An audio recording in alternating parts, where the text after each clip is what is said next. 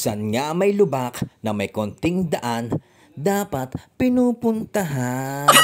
Kaya naman, napadaan ulit tayo dito sa pilit iniiwasan pero madalas dinadaanan dahil sa lubak-lubak at dahil sa mga naglalakihang mga materyales tulad ng HDPE o plastic pipes na halos sakupin na ang buong kalsada na matatagpuan dito sa Barangay Cuyab, San Pedro, Laguna.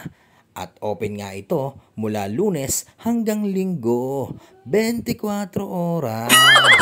Wala namang mali sa pagpapaganda ng daanan kung sa ikagaganda naman ng ating kalsada.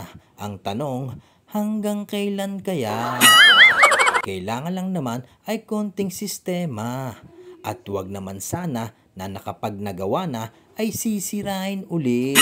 At para sa mga rider, sa tropa nating bisitoda at iba pang motorista na gusto magpalit ng gulong, ng shock o ng sidecar, dumaan na kayo dito at meron din silang promo bundle na traffic ka na, nasiraan ka pa.